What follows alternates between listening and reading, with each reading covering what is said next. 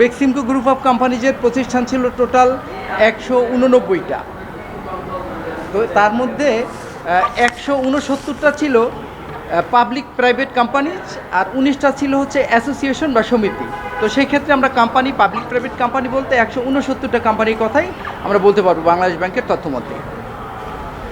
আর আজকে আপনারা জানেন যে এই মামলাটা মাঝখানে কিছু অ্যালিগেশনের উপর ভিত্তি করে মূলত মামলাটা করেছিলেন ব্যারিস্টার মাসুদ চৌহান।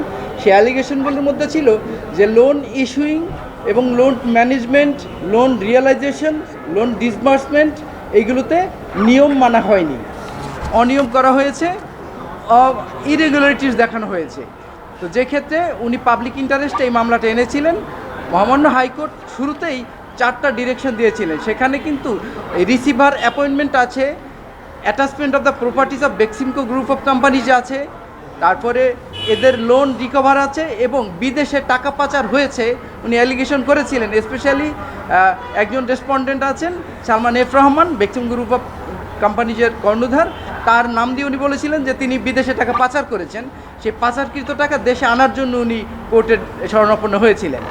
এই 4টা ডাইরেকশনের উপরে আজকে রুল শুনানি করে মহামান্য হাইকোর্ট যেটা learned senior advocate mister Ruhul Quddus বললেন যে বেক্সিমকো এখন তার নিজস্ব ব্যবস্থাপনায় চলবে with strict compliance of the rules and procedure of the country and the regulators including Bangladesh bank এবং আদার গভর্নমেন্ট যে রেগুলেটর্স আছে তাদের স্ট্রিক্ট রুলস রেগুলেশন প্রসিডিউর মেনে বেক্সিমকো গ্রুপ অফ কোম্পানি তারা নিজেরাই নিজেদেরকে পরিচালিত করবে। এর অর্থাৎ হচ্ছে আজকে থেকে আর রিসিভার থাকছে না। আর দ্বিতীয়ত উনি বলছেন যে এই পর্যন্ত রিসিভার যা করেছে সব কাজগুলো বৈধ এবং ওইগুলো লফুল।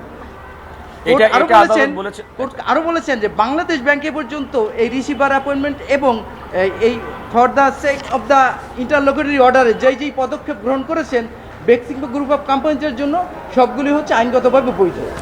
না, এখানে আরেকটা গুরুত্বপূর্ণ বিষয় আছে। এটা কিন্তু আদালত বলেছেন যে যদি কোনো তদন্তের পরে কোনো ব্যক্তি তার যদি কোনো গাফিলতি কিংবা কোনো অন্যায়ের সঙ্গে জড়িত হয় তাহলে তাদের বিরুদ্ধে ব্যবস্থা গ্রহণের একটি ডিরেকশন কিন্তু এই ডিরেকশনের মধ্যে আছে। আদালত সবচেয়ে বেশি উল্লেখ করেছেন এগুলো হচ্ছে পাবলিক মানে জনগণের স্বার্থ, এবং বলেছেন জনগণের যদি কোনো স্বার্থ বিঘ্নিত হয় তাহলে জনগণের জন্য আদালতের দ্বার উন্মুক্ত। কারণ বেক্সিমকো ফার্মার পক্ষ থেকে অন্যতম একটি বক্তব্য ছিল এই রিট পিটিশনটি চলতে পারে না।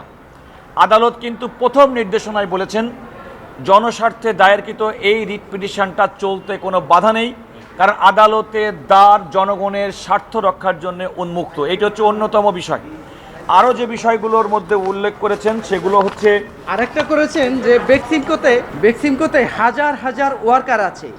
এই ওয়ার্কার আর এমপ্লয়িদের কথা চিন্তা করে বলছেন যে for the sake of the workers and employees of Beximco এটা শুধু তাদেরই পরিচালনা করা দরকার। এই কারণে রিসিভার মূলত উঠে নিয়েছেন, কারণ এই হাজার হাজার ওয়ার্কার হয়তো বেক্সিমকো নিজেরাই ভালো মতো পরিচালনা করে ওইসব ওয়ার্কার এবং এমপ্লয়িদেরকে ম্যানেজ করতে পারবে, স্যালারি দিতে পারবে এবং তাদেরকে মেনটেন করতে পারবে। আদালত যেটা বলেছে সময়ের প্রয়োজনে যে অন্তর্বর্তীকালীন আদেশের মাধ্যমে বেক্সিমকোর প্রতিষ্ঠানগুলোতে রিসিভার নিয়োগ করা হয়েছিল, আদালত বলেছেন সেই আদেশটি এবং সেই রিসিভার নিয়োগের কার্যক্রমের পুরা বিষয়টি আদালত সেটাকে সম্মত মনে করেছেন। আদালত বলেছেন যেহেতু বেক্সিমকো প্রতিষ্ঠানটি চলতে হবে এবং এই প্রতিষ্ঠানের কর্মচারী তাদের ম্যানেজমেন্ট চলতে হবে, সেই কারণে আদালত বলেছেন তারা চলবেন।